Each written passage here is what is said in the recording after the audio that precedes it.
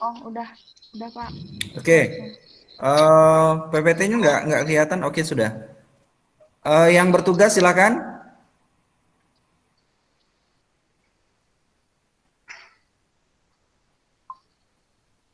Baik Pak.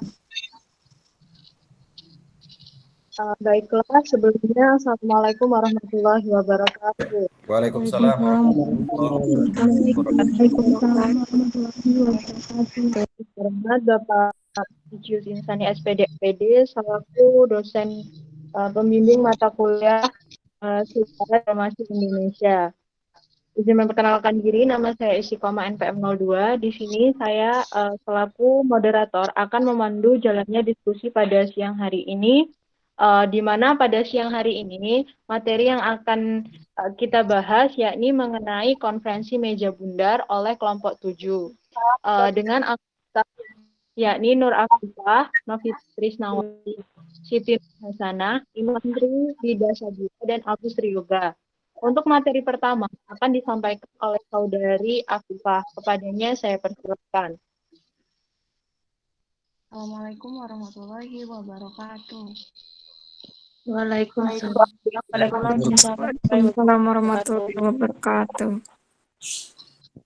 Di sini saya Nur Afifah akan menyampaikan materi pertama yaitu latar belakang konferensi meja bundar.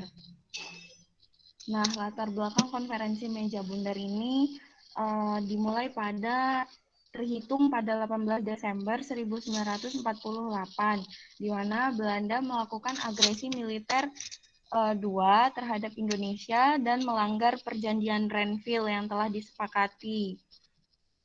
Nah, menurut M.C. Rickles menerangkan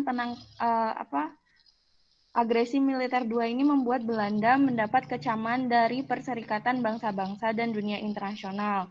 Terlebih, Belanda menangkap beberapa pemimpin Republik Indonesia termasuk Insinyur Soekarno, Muhammad Hatta, Haji Agus Salim, dan beberapa menteri kabinet yang saat itu bertugas di ibu kota sementara, yaitu di Yogyakarta. Nah, di penangkapan pemimpin Republik Indonesia yang dilakukan Belanda ini membuat PBB dan beberapa negara internasional memberikan dukungan kepada Indonesia. Dewan Keamanan PBB memberikan teguran terhadap Belanda dan menuntut dikembalikannya seluruh petinggi Republik Indonesia serta pemulihan pemerintahannya. Akibat dari agresi militer Belanda II dan sebagai pembuktian bahwa Indonesia masih ada, dilancarkanlah serangan umum 1 Maret 1949 di Yogyakarta yang dipelopori oleh para pejuang Republik Indonesia dengan Sultan Hamengkubuwono IX sebagai inisiatornya. Lalu 4 April 1949 digelar perundingan Rumroyen antara Belanda dan Indonesia. Perundingan ini berakhir pada 7 Mei 1949 dan menghasilkan kesepakatan yaitu diadakannya KMB atau Konferensi Meja Bundar ini di Den Haag, lalu kembalinya pemerintahan Republik ke Yogyakarta pada 6 Juli 1949 dan penerapan gencatan senjata. Selain itu, perundingan antara pihak Republik Indonesia dan BFO dilakukan. Pertemuan ini disebut sebagai Konferensi Inter-Indonesia, dilaksanakan pada 19 sampai 22 Juli 1949 di Yogyakarta dan 31 Juli hingga 3 Agustus di Jakarta.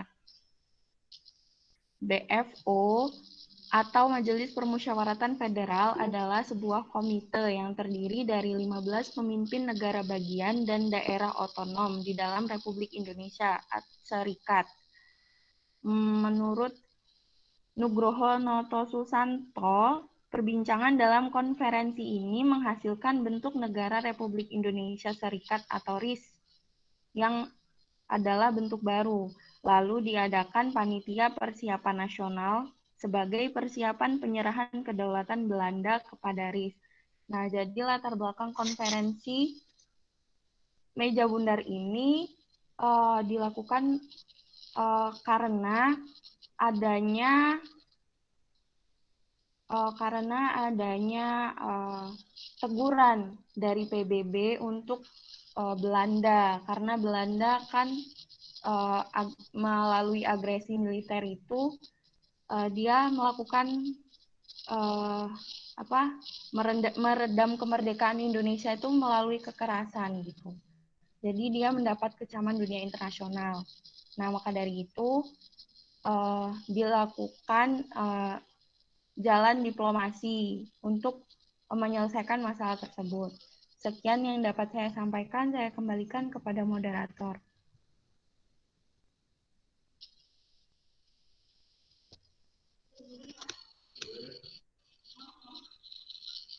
Halo?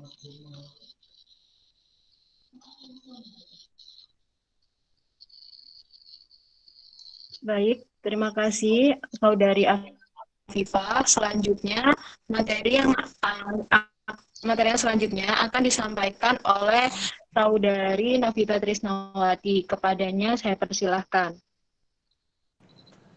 Ya, terima kasih moderator. Di sini saya Novita Trisnawati NPM 27 akan menyampaikan tentang materi tokoh-tokoh perjanjian konferensi meja bundar. Dalam konferensi meja bundar, delegasi dari Indonesia diwakilkan oleh Muhammad Hatta, Muhammad Rom, dan Profesor Dr. Supomo. Lalu untuk Sultan Hamid II itu diwakilkan oleh sedangkan untuk Sultan Hamid II mewakilkan dari BFO yang merupakan kumpulan negara federal hasil bentukan Belanda di Indonesia. Lalu tokoh yang selanjutnya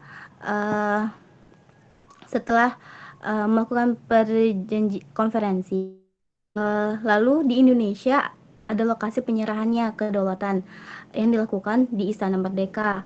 Nah, untuk lokasi itu untuk penyerahan itu sendiri dilakukan oleh Sultan Hamengkubuwono IX yang merupakan perwakilan dari Indonesia, sedangkan untuk Loving merupakan wakil tinggi dari mahkota Belanda. Itu saja yang bisa saya sampaikan. Saya kembalikan ke moderator. Baiklah, terima kasih materi dari Saudari Novita Trisnawati. Selanjutnya materi akan disampaikan oleh Saudari Siti Nur Hasanah. Kepadanya saya persilahkan. Terima kasih kepada moderator. Di sini saya akan menyampaikan mengenai tujuan diadakannya konferensi meja bundar. Keberadaan negara federal di Indonesia telah lama diakui oleh pihak Belanda. Terlebih negara tersebut terbentuk akibat inisiatif dari Belanda. Negara federal tersebut akhirnya membentuk BFO. Dalam perkembangan BFO kemudian dilibatkan dalam perundingan-perundingan antara Indonesia dan Belanda. Menindaklanjuti adanya rencana pertemuan yang akan dilaksanakan dalam KMB atau Konferensi Meja Bundar yang menghendaki berakhirnya pertikaian sesama rakyat Indonesia dengan tujuan kemudian diadakannya landasan pelaksanaan konferensi inter-Indonesia untuk mencapai konsensus nasional yang akan dilaksanakan pada tanggal 20 sampai 22 Juli 1945 di Yogyakarta yang kemudian dilanjutkan pada tanggal 30 Juli sampai 2 Agustus 1949 di Jakarta. Konferensi Inter-Indonesia atau BFO dimulai dengan mengadakan rapat-rapat pada tanggal 14 April 1949 untuk membahas rencana penyerahan kedaulatan Belanda kepada bangsa Indonesia dan untuk menindaklanjuti hasil kerja Komisi Penghubung. Dalam rapat tersebut, Anak Agung Gede Agung mengajukan gagasan untuk mengadakan konferensi yang mempertemukan pihak Republik Indonesia dengan BFO dalam rangka menyongsong KMB. Tujuannya adalah untuk menyamakan pandangan dari pihak Republik Indonesia dengan BFO untuk menghadapi pemerintah Belanda dalam KMB. Pertemuan ini dikenal sebagai Konferensi Inter-Indonesia. Konferensi pertama atau Konferensi Inter-Indonesia 1 dibuka pada 10 Juli 1945 yang hasil dari setiap kepanitiaan dirumuskan oleh steering komite dengan kesimpulan hasil yaitu 18 pasal yang berkaitan dengan ketatanegaraan yang merupakan syarat terbentuknya sebuah negara yang akan diserahkan kedaulatannya oleh Belanda. Kemudian Konferensi Inter-Indonesia II yang telah diserahkan kepada Steering Committee menghasilkan beberapa keputusan penting, yaitu pada bagian ketatanegaraan disepakati bendera, bahasa, dan lagu kebangsaan Republik Indonesia Serikat, yaitu Sangsaka Merah Putih, Bahasa Indonesia, dan lagu Indonesia Raya. Tepat pada tanggal 2 Agustus, Sultan Hamid II selaku BFO dan Ketua Konferensi Inter-Indonesia membuka sidang penutup dan menyampaikan terima kasih atas keberhasilan dan pertemuan sebelumnya dan mempersiapkan diri untuk menghadiri konferensi meja bundar di Den Haag, Belanda. Itu saja yang dapat saya sampaikan. Saya kembalikan kepada moderator.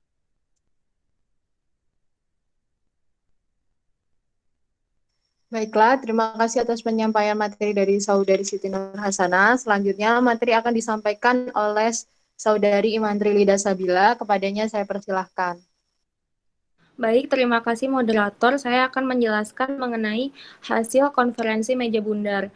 Pada tanggal 2 November 1949 tercapailah persetujuan konferensi meja bundar dengan hasil yang pertama, Kerajaan Belanda menyerahkan kedaulatan secara penuh dan tanpa syarat kepada RIS.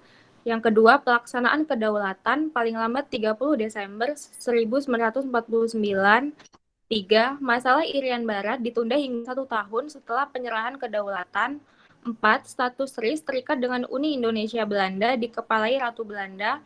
5. Hutang Belanda ditanggung RIS. Dan 6. Tentara Belanda ditarik dan KNIL digabung dengan Angkatan Perang RIS. Sekian dari saya kembalikan kepada moderator. Baiklah, terima kasih atas penyampaian materi dari Saudari Itri. Selanjutnya materi akan disampaikan oleh Saudara Agus Triyoga. Kepadanya saya persilahkan. Baiklah, Assalamualaikum warahmatullahi wabarakatuh. Di sini saya akan menyampaikan materi mengenai dampak dari konferensi meja bundar. Dampak dari konferensi meja bundar yaitu ada 2. Yang pertama dampak positif, yang kedua yaitu dampak negatif. Dampak positif dari konferensi meja bundar yaitu yang pertama, Belanda mengakui kedaulatan Indonesia. Belanda mengakui kedaulatan Republik Indonesia. Konferensi meja bundar berhasil membuat Belanda mengakui kedaulatan Republik Indonesia. Penyerahan kedaulatan dilakukan pada tanggal 27 Desember 1949 yang ditandatangani oleh Ratu Juliana dan Muhammad Hatta. Penyerahan wilayah bekas jajahan Belanda. Yang kedua yaitu penyerahan wilayah Indonesia. Dengan diakuinya kedaulatan, maka Belanda harus menyerahkan wilayah Indonesia yang sebelumnya diduduki. Salah satu yang paling penting, KMB menyepakati penyerahan kedaulatan atas Hindia Belanda dari Belanda kepada RIS, selambat-lambatnya pada akhir Desember 1949. Yang ketiga yaitu penarikan Koninklijke Nederlands Indisch Leger atau KNIL atau Tentara Hindia Belanda dari wilayah Indonesia. Setelah ditariknya Knots Nederlands Indisch Leger atau KNIL atau Tentara Hindia Belanda dari wilayah Indonesia, terdapat beberapa tentara KNIL ada yang masuk ke dalam Tentara Nasional Indonesia atau TNI sebagai anggota. Hal ini menghapuskan ancaman bersenjata dan kekerasan yang telah diberikan Hindia Belanda kepada rakyat Indonesia.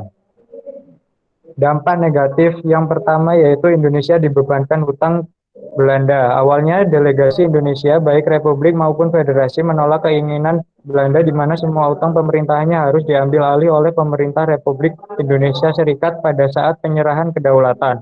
Delegasi Indonesia hanya mengakui hutang Hindia Belanda sampai saat menyerahnya Jepang pada bulan Maret 1942. Para delegasi Indonesia menolak untuk menanggung biaya-biaya langsung maupun tidak langsung yang terjadi karena aksi militer Belanda melawan Republik Indonesia. Dampak negatif yang kedua yaitu berdirinya negara RIS. RIS berdiri pada tanggal 27 Desember 1949 setelah perjanjian konferensi meja bundar. Maka negara RI hanya merupakan salah satu negara bagian dari RIS. Begitu pula dengan Undang-Undang UUD 1945 hanya merupakan undang-undang dasar negara bagian Republik Indonesia. sedangkan RIS menggunakan konstitusi RIS 1949. Dampak yang negatif yang ketiga yaitu penundaan penyerahan Irian Barat kepada Indonesia.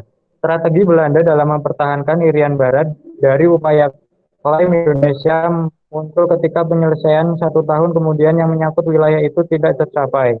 Upaya Belanda yaitu dengan politik kultur memaksa penggunaan bahasa Belanda dalam kegiatan resmi maupun tidak resmi. Belanda merencanakan memasukkan wilayah Irian Barat ke dalam konstitusi kerajaan Belanda sebagai dasar hukum dan legitimasi untuk memperkuat posisinya di wilayah itu dengan memasukkan Irian Barat sebagai salah satu wilayah kerajaan secara sepihak. Dan Belanda melakukan kegiatan subversi di Indonesia dengan jalan menyusup gerakan-gerakan separatisme seperti Angkatan Perang Ratu Adil, Andi Aziz, dan Republik Maluku Selatan. Sekian materi yang dapat saya sampaikan, saya kembalikan ke moderator.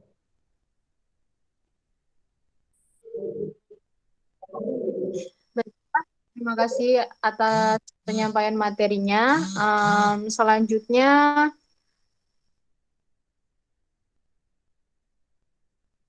dari kelompok 7, selanjutnya saya buka termin tanya jawab. Silahkan bagi audiens yang ingin bertanya. Izin bertanya, moderator. Izin bertanya, moderator. Izin bertanya, moderator. Silakan. Izin bertanya, moderator. Izin bertanya, moderator. Silakan. Dari Dewi Pratiwi. Baik, terima kasih kesempatannya, Silakan. moderator. Di sini saya akan bertanya mengenai materi yang sudah dijelaskan oleh kelompok 7. Yang ingin saya tanyakan bagaimana jalannya diplomasi yang dilakukan oleh Belanda dan pengaruhnya terhadap pembaharuan politik. Terima kasih.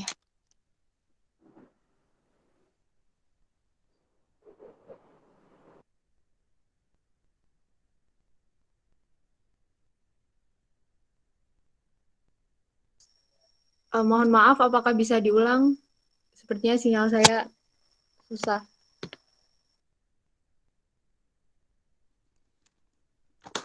Pertanyaannya yaitu bagaimana jalannya diplomasi yang dilakukan oleh Belanda dan pengaruhnya terhadap pembaharuan politik.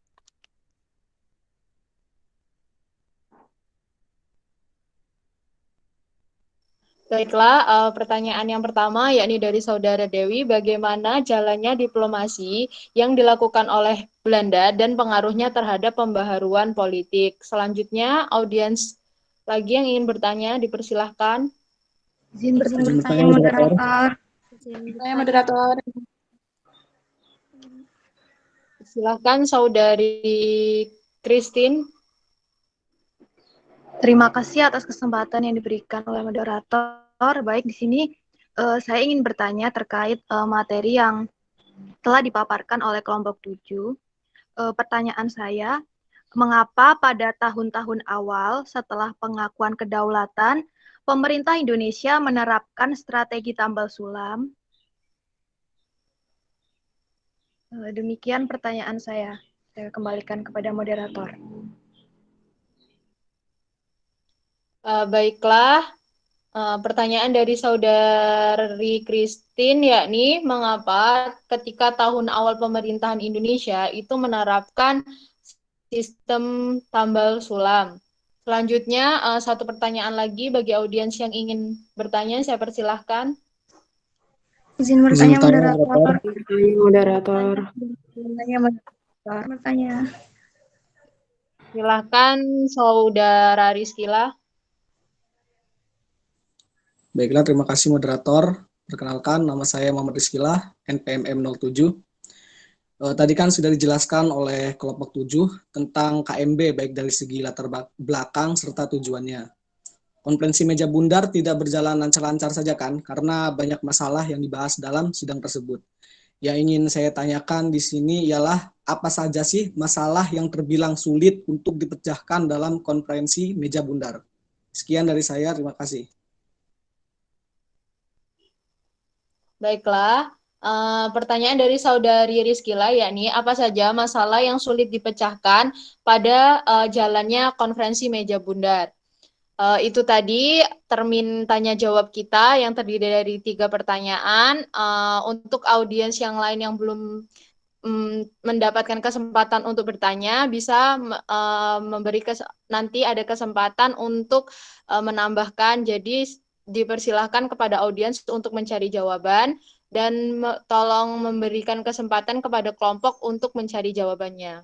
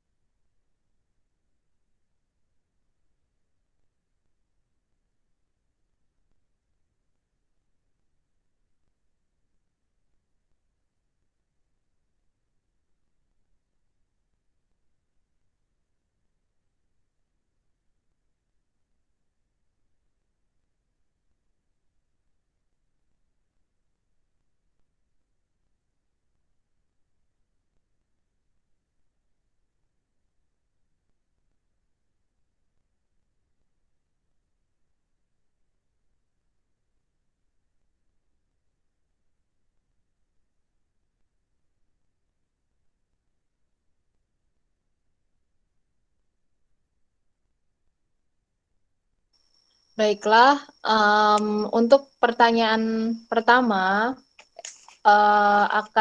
untuk pertanyaan dari Saudara Rizkila akan dijawab oleh Saudari Afifah. Kepadanya saya persilahkan.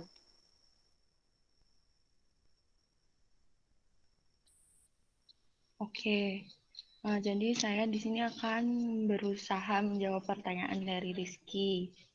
Nah, jadi tadi kan pertanyaannya tuh masalah-masalah apa aja yang timbul setelah diadakannya konferensi meja bundar ini ya.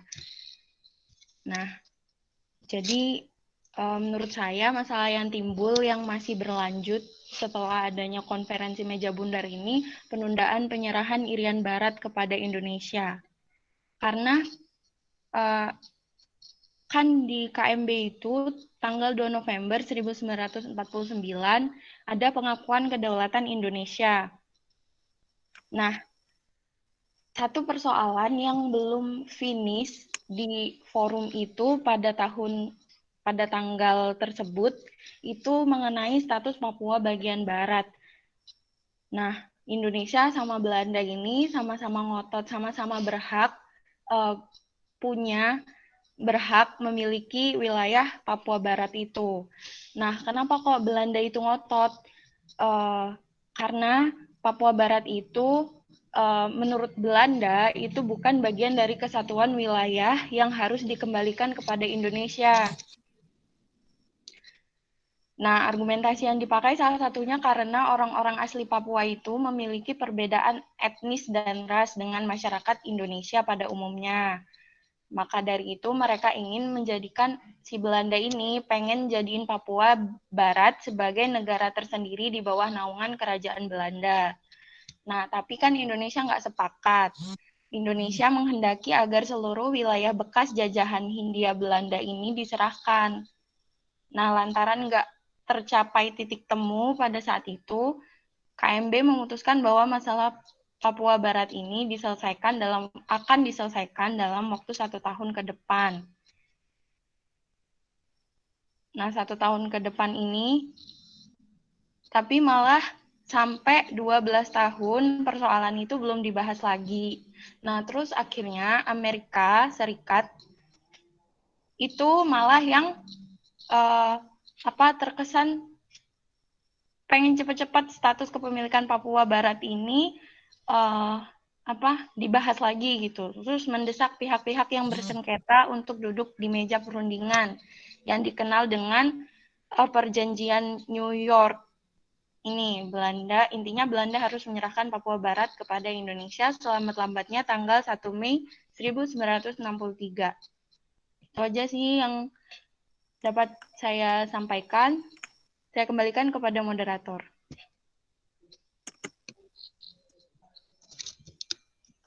Baiklah, terima kasih atas jawaban dari Saudari Nur Afifah. Selanjutnya akan ditambahkan oleh Saudari Trisna. Kepadanya saya persilahkan. Ya, baik. Terima kasih Saudara moderator sudah memberi kesempatan. Di sini saya akan menambahkan jawaban dari Saudara Rizkila. Persoalan yang masih ada sampai sekarang yaitu adalah permasalahan utang piutang yang dibebankan yang utang Belanda yang dibebankan kepada Indonesia. Di situ juga terdapat pada hasil KMB bahwasannya Indonesia demi mendapatkan kedaulatan dari Belanda harus menanggung dari hutang-hutang dari Belanda tersebut. Awalnya delegasi Indonesia menolak keinginan Belanda di mana semua utang pemerintahannya harus diambil alih oleh pemerintah Republik Indonesia Serikat pada saat penyerahan kedaulatan. Nah, hutang tersebut delegasi Indonesia menolak menanggung biaya langsung maupun tidak langsung yang terjadi karena aksi militer Belanda melawan Republik Indonesia. Itu kan bukan urusan Indonesia, tapi kenapa harus dibebankan gitu kan kepada Indonesia. Lalu itulah yang membuat Indonesia tuh pada awal kemerdekaan itu seharusnya memperbaiki negaranya, untuk mengembangkan negaranya, tetapi uang itu habis untuk membayar utang dari Belanda tersebut. Awal-awalnya tahun 1956 sempat Insinyur Soekarno mengajukan banding lagi bahwa mereka nggak setuju terhadap terhadap pembebanan utang piutang tersebut. Nah, kalau misalnya sampai sekarang itu yang dari awal Indonesia tuh menanggung pembayaran utang pemerintahan Hindia Belanda sebanyak 1,13 miliar dolar Amerika US dollar kan. Itu udah gede banget bagi Indonesia yang barusan merdeka. Dan sampai sekarang itu utangnya masih ada, bahkan sampai Presiden Jokowi ini masih ada. Itu sih yang permasalahan KMB yang benar-benar dari awal hasil dari KMB sampai sekarang yang masih ada, yaitu adalah pembebanan utang piutang dari Belanda demi pengakuan kedaulatan. Itu yang bisa saya tambahkan. Saya kembalikan ke moderator.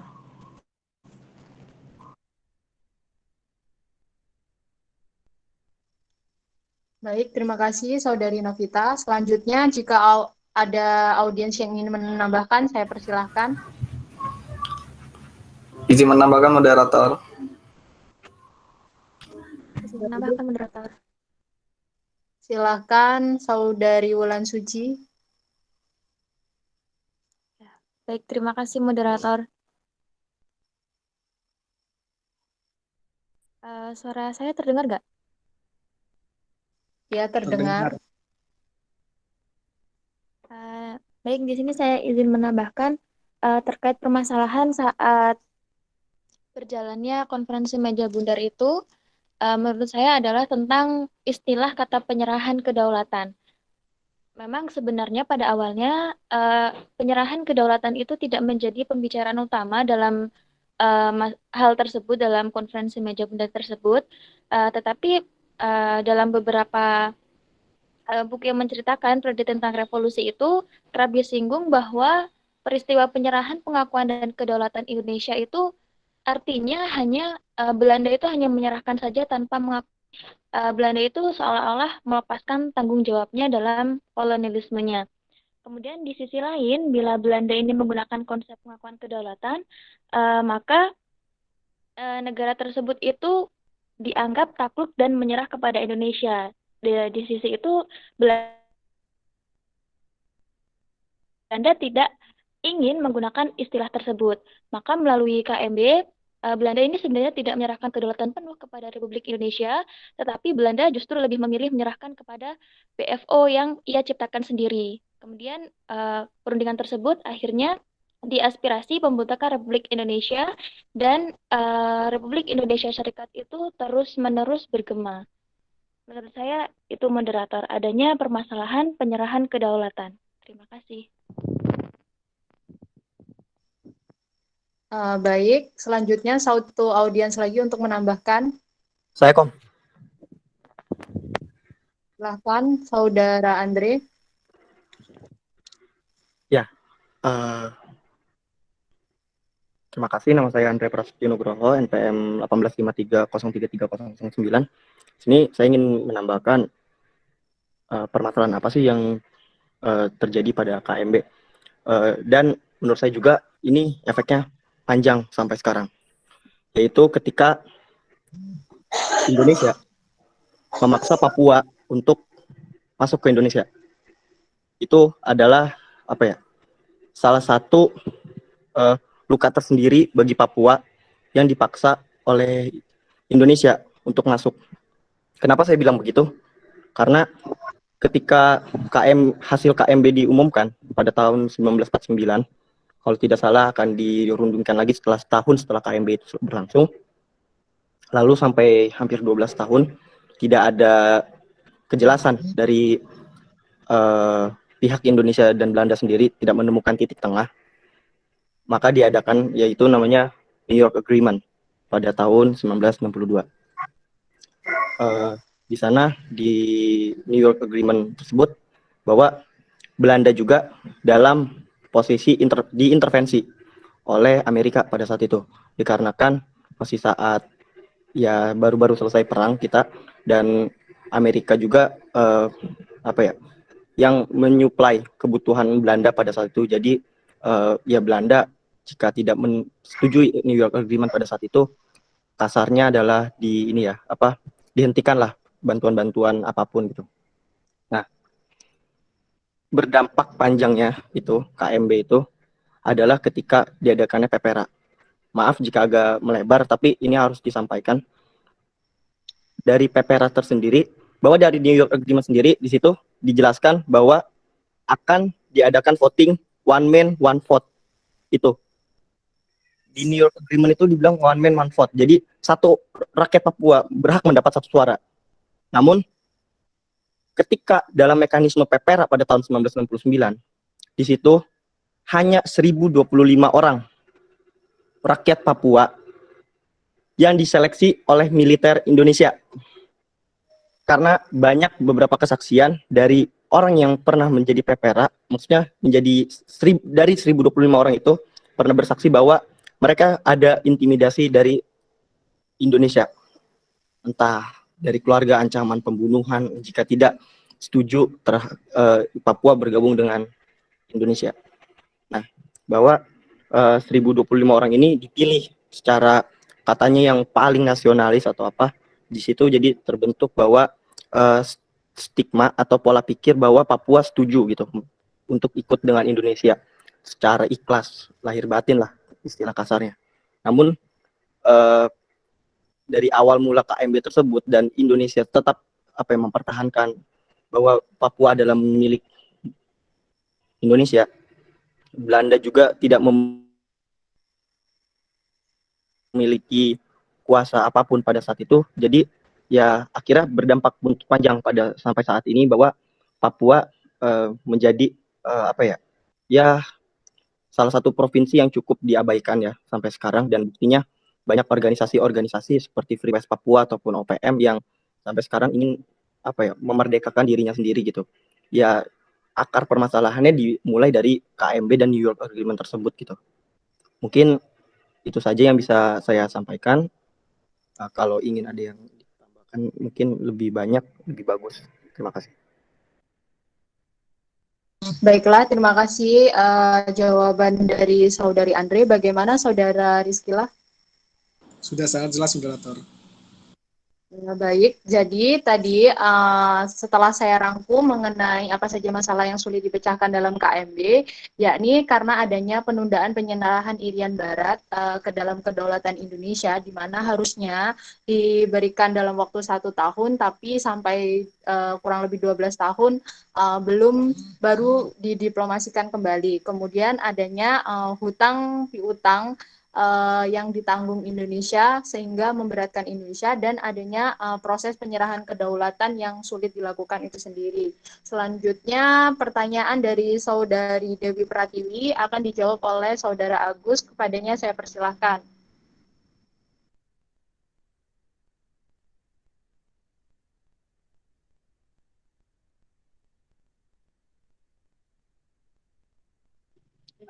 Baiklah, terima kasih moderator atas waktunya. Di sini saya akan menjawab pertanyaan dari Saudari Dewi Pratiwi. Yang pertanyaannya yaitu bagaimana jalannya diplomasi yang dijalankan Belanda.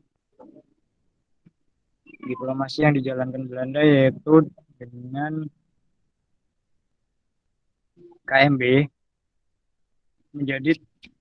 KMB menjadi tonggak sejarah kemerdekaan Indonesia. Pasalnya setelah Indonesia memproklamasikan kemerdekaan pada tanggal 17 Agustus 1945, Belanda masih berupaya menguasai Indonesia. Berbagai upaya dilakukan Indonesia agar bisa merdeka, mulai dari perang gerilya hingga diplomasi. Konferensi Meja Bundar yang digelar di Den Haag, Belanda pada 23 Agustus sampai 2 November 1949 menjadi upaya diplomasi yang berhasil membebaskan Indonesia dari Belanda. Sebelum KMB, Indonesia dan Belanda sudah beberapa kali mengupayakan kemerdekaan lewat diplomasi. Ada perjanjian Ligadati pada tahun 1946, perjanjian Renville pada 1948, dan perjanjian Romroyen pada 1949. Diadakannya konferensi Meja Bundar juga menjadi salah satu kesepakatan dalam perjanjian Rome-Royen.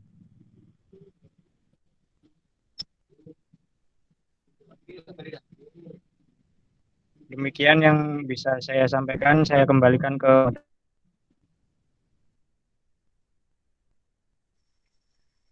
Baiklah, selanjutnya dari kelompok, apakah ada yang ingin menambahkan?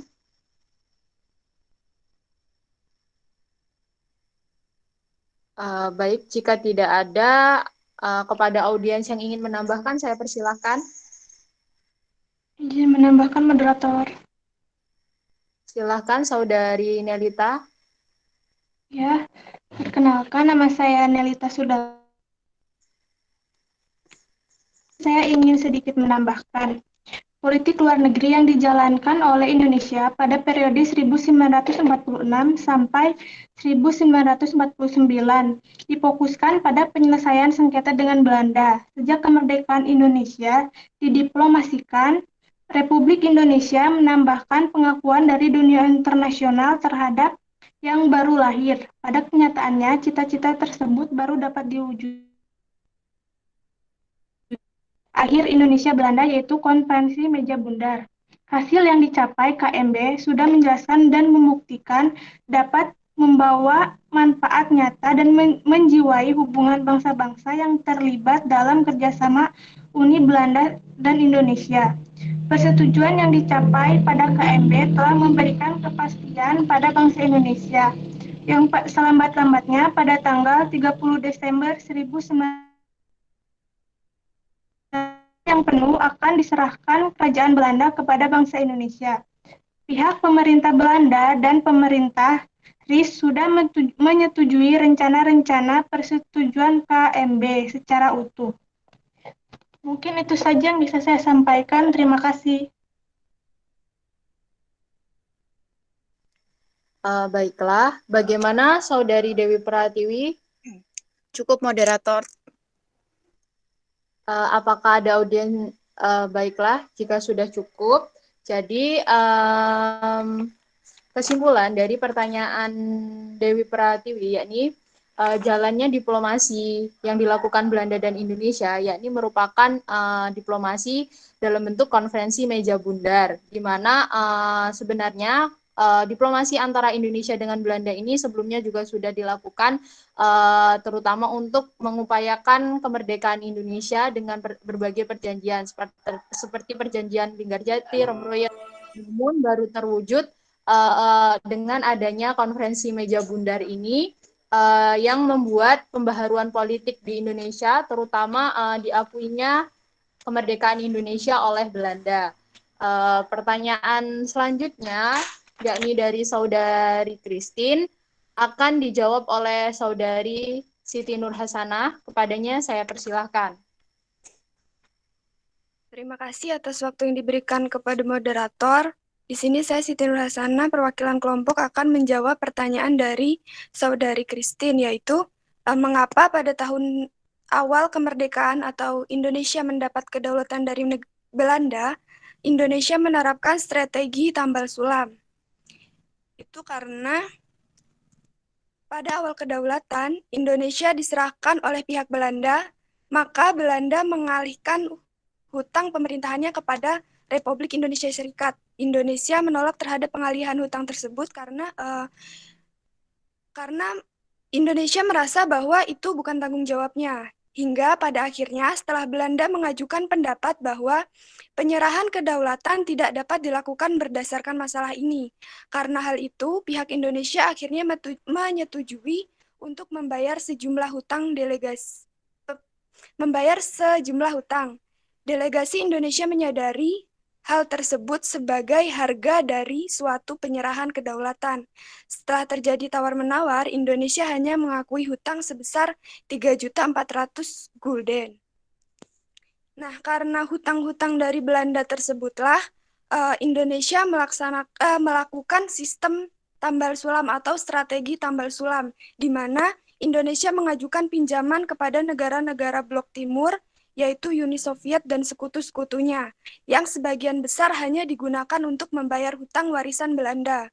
Kemudian, Indonesia juga melakukan pinjaman ke blok barat, terutama Amerika, itu pada masa pemerintahan Soeharto. Karena pada tahun 1965, hutang Indonesia menjadi 2,36 miliar dolar, yang merupakan 59,5%.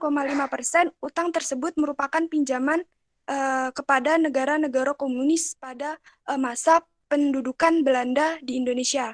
Itu saja jawaban dari saya kembalikan kepada moderator. Baiklah, apakah dari kelompok ada yang ingin menambahkan?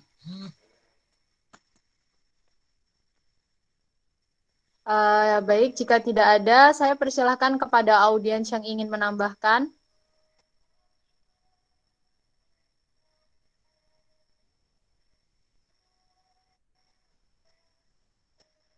Apakah tidak ada? Baik, jika tidak ada, bagaimana saudari Christine, apakah sudah jelas? Sudah jelas, moderator. Terima kasih atas jawaban dari kelompok.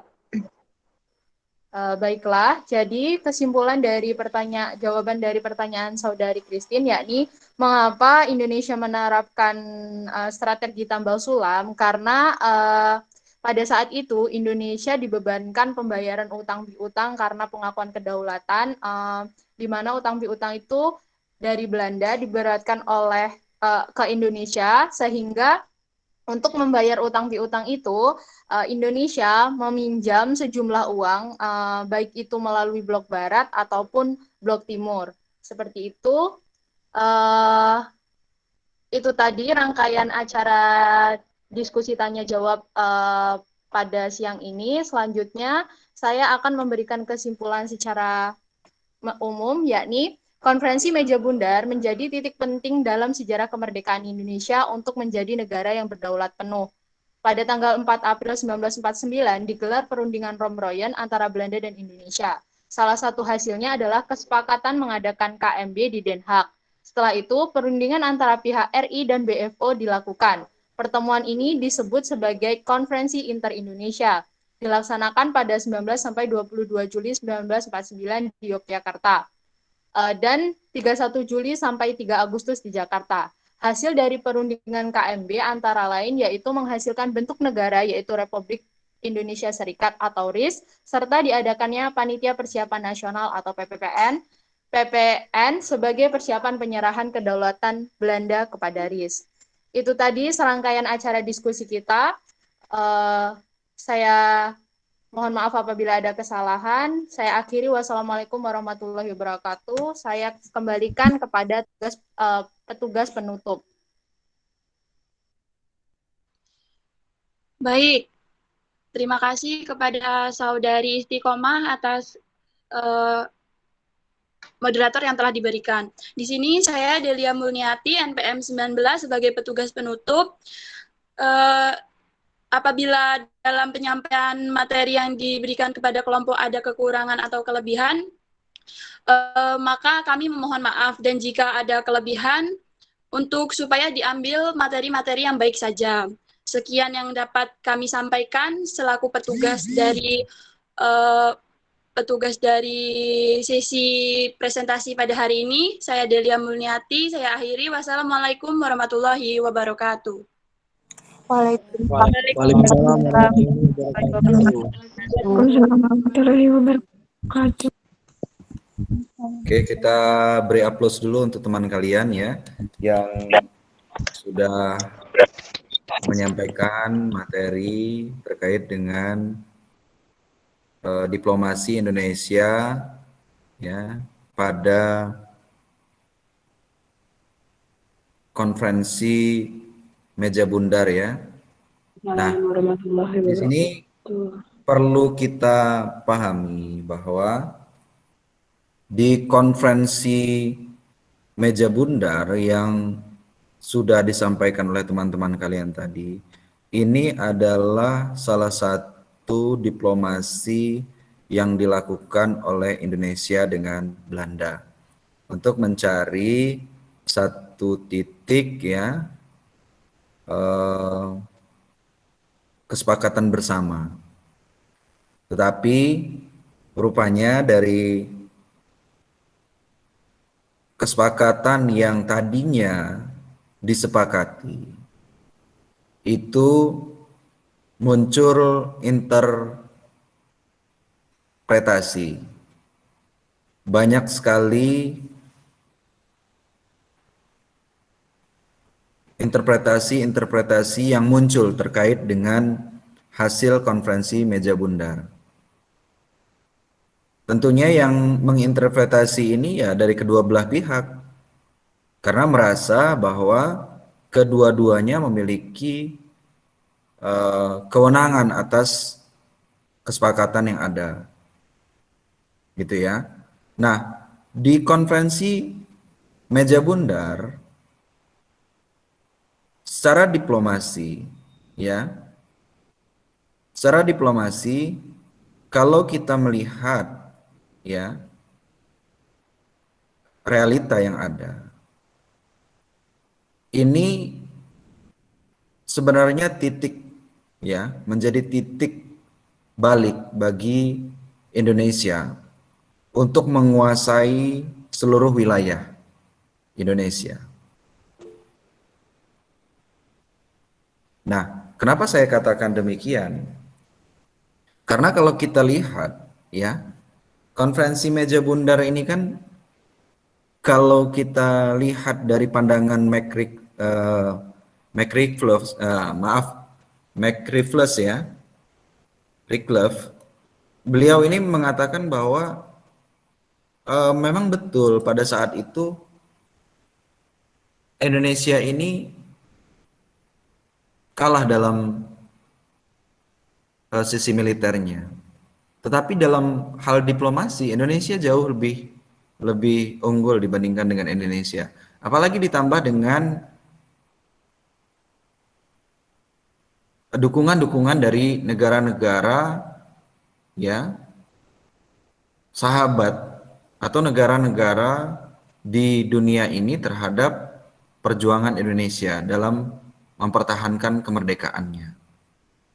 Karena dunia internasional sudah melihat bahwa masih ada upaya-upaya Belanda untuk menguasai Indonesia.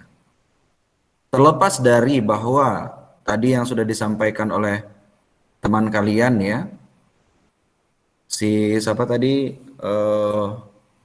terkait ini tadi Papua Barat tadi, si Andre ya, si Andre tadi mengatakan betul apa yang dikatakan oleh Andre, itu faktanya seperti itu ya, memang betul itu fakta.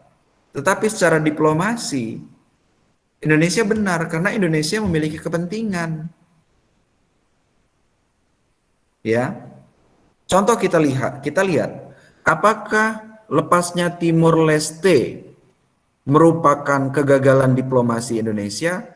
Saya katakan iya dari sudut pandang saya.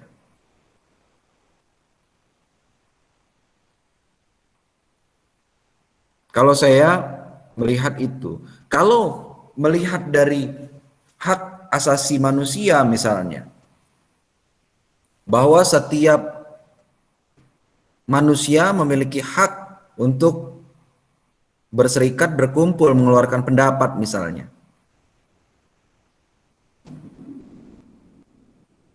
Oke, tapi secara diplomasi Indonesia gagal menurut saya mempertahankan kedaulatannya. Nah, Papua Barat menjadi gambling Papua ini. Karena ya Papua Barat ini ingin dijadikan boneka oleh Belanda pada saat itu. Nah, Indonesia tidak ingin Indonesia menjadi boneka seperti sekarang. Timor Leste menjadi boneka Australia.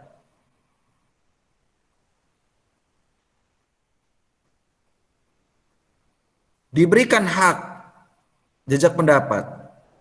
Mereka menang. Jejak pendapat yang dilakukan ini juga ada inisiator di belakangnya. Inisiator Timor Leste misalnya salah satunya adalah Australia. Australia punya kepentingan di situ terkait dengan sumber daya ekonominya. Tetapi apa hasilnya? Apakah masyarakatnya mendapatkan kemakmuran dari eksploitasi ekonomi yang dilakukan oleh Australia? Kan tidak.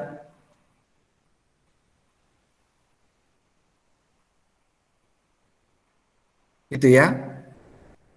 Nah, pertanyaannya, apakah di satu negara tidak ada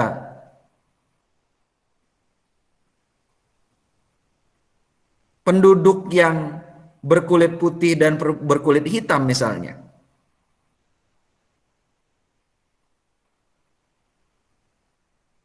Apakah hanya di Indonesia saja ada Papua, ada orang berkulit hitam?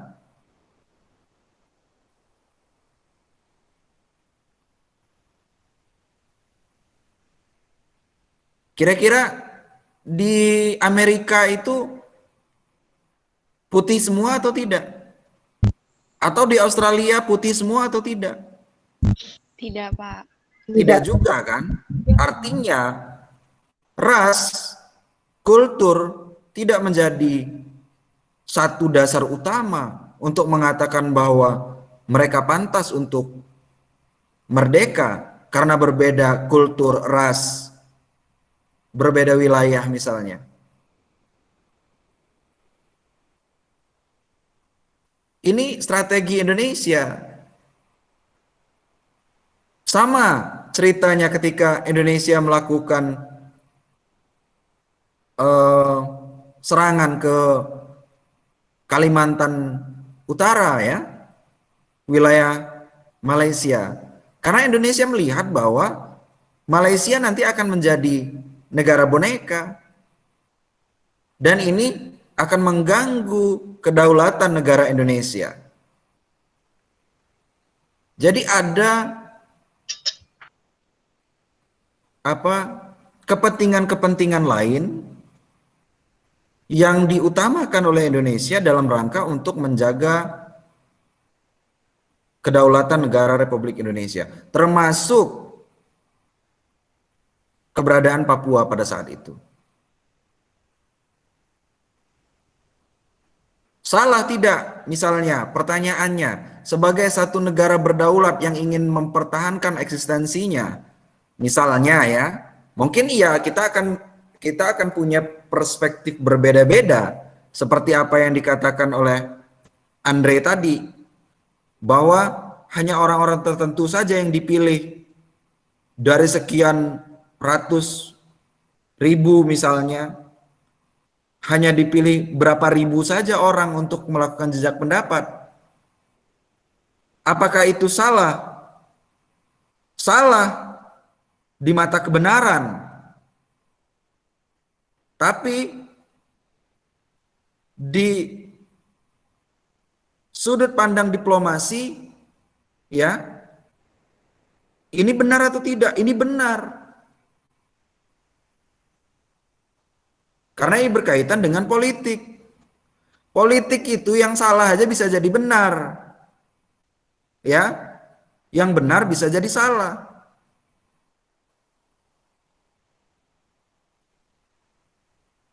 Tapi tentunya balik lagi untuk kepentingan nasional. Ya. Nah, di sini ada kepentingan nasional juga. Ya. Memang betul akhirnya dengan berlarut-larutnya masalah Irian Barat itu menjadi masalah yang akhirnya berlarut-larut sampai saat ini. Tapi kalau kita amati saat ini, apakah Papua itu tidak difikirkan oleh negara Republik Indonesia? Kita sama-sama berpendapat ini ya. Apakah Papua ini tidak menjadi prioritas dalam pembangunan nasional? Saya rasa tidak juga. Banyak sekali bantuan-bantuan pemerintah bukan hanya pada masa Jokowi saja. Dari masa presiden-presiden sebelumnya, SBY juga itu menjadi prioritas pembangunan di Papua. Tapi apa yang dilakukan oleh pemangku kebijakan di sana? Di sana itu korupsinya luar biasa, anak-anakku, teman-temanku, adik-adik mahasiswa. Coba adik-adik mahasiswa lihat, ya, ada tidak gubernur bupati di Papua yang menjadi sasaran tembak KPK, ya, untuk diusut kasusnya. Padahal di sana paling banyak. Nggak ada. Kenapa? Karena akan memunculkan ini lagi. Banyak pertimbangan-pertimbangan. Kenapa? Karena di sana itu yang pertama harus dibangun itu adalah pendidikannya. Kenapa saya katakan pendidikan? Biar orang tahu, ya,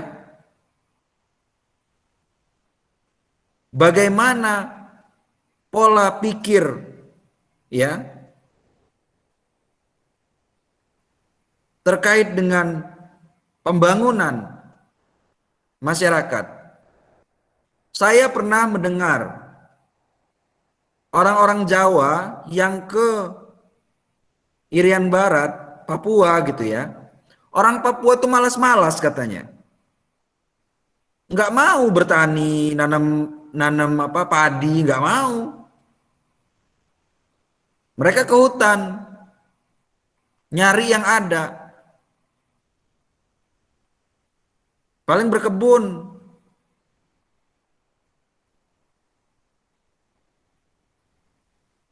Jadi pola pikir yang semacam ini harus dirubah. Keterbelakangan pendidikannya harus dirubah. Makanya sekarang program pemerintah, anak-anak Papua itu menjadi prioritas utama.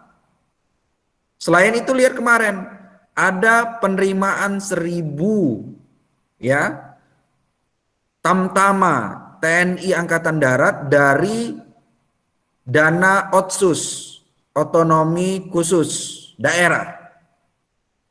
Semuanya anak-anak Papua.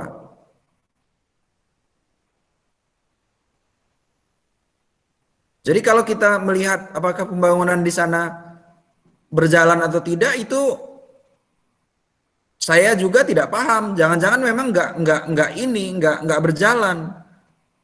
Karena apa? Karena di Pemdanya uang itu tidak digelontorkan untuk pembangunan, kecuali yang dari pemerintah pusat. Misalnya pembangunan tol. Gitu ya. Jadi kalau dari sudut pandang diplomasi, apakah Papua itu adalah langkah yang salah bagi Indonesia? Saya rasa tidak. Kalau dari sudut pandang diplomasi. Tapi kalau kata Bobo itu dari sudut pandang kebenaran katanya, ya, kalau punya adik-adik suka nonton Bobo itu, ada kebenaran-kebenaran katanya di situ, ya mungkin saja kalau kita analisis berdasarkan apa yang disampaikan oleh Andre tadi, berdasarkan fakta yang ada memang seperti itu, memang iya. Dan itu cikal bakal dari ininya, dari Dari maraknya organisasi-organisasi yang menginginkan Papua itu merdeka. Ya. Tapi insya Allah saya rasa sekarang sudah bagus ya tingkat pendidikan masyarakat di Papua, meskipun harus didorong oleh motor penggerak yang besar, tetapi tidak apa-apa, itu adalah upaya untuk merubah Papua menjadi lebih baik seperti itu. Gitu ya. Makanya ini saya katakan ada senior kita, Mbak Karina ya. Dia penulis buku Lampungisme. Dia sekarang di Jakarta punya penyakit lupus. Dia dulu membahas terkait dengan Timur Leste, Timur Timur. Dia menyalahkan B.J. Habibie pada saat itu berdasarkan data dia, ya, datanya. Tidak apa-apa, yang penting kita punya data. Begitu juga saya katakan, Papua sekarang sudah bagus kata saya dari sisi anggaran yang digelontorkan oleh pemerintah. Tapi masalah digelontorkan ke daerah itu didistribusikan ke masyarakat atau tidak, ya, nah ini yang perlu pengawasan lagi bagi kita, seperti itu. Jadi kemenangan diplomasi kita pada saat KMB adalah bagaimana kita bisa mendapatkan perhatian dunia, bagaimana satu negara merdeka itu bisa diintervensi lagi oleh negara asing, gitu ya. Nah ini akhirnya banyak sekali negara-negara yang menjalin hubungan diplomasi dengan Indonesia itu menentang kebijakan yang diambil oleh Belanda dalam rangka untuk melakukan intervensi terhadap kedaulatan negaranya dengan membangun RIS misalnya tadi. Ini kan sebenarnya mereka ingin mengobrak-abrik Indonesia di bawah Ratu Belanda misalnya lagi. Jadi kita benar-benar menjadi negara boneka untuk mereka. Itu ya. Oke, terima kasih adik-adik mahasiswa ya. Tolong minggu depan, kalau saya agak terlambat, nanti saya minta Dimas ya untuk buat Meet, untuk linknya. Kemudian untuk minggu ini di V-Class itu untuk kelompok 7 Nur Afifah dan teman-teman itu masukkan PPT, kemudian masukkan makalahnya atau artikelnya dan hasil rekod diskusi kita ini pada pertemuan ketiga ya.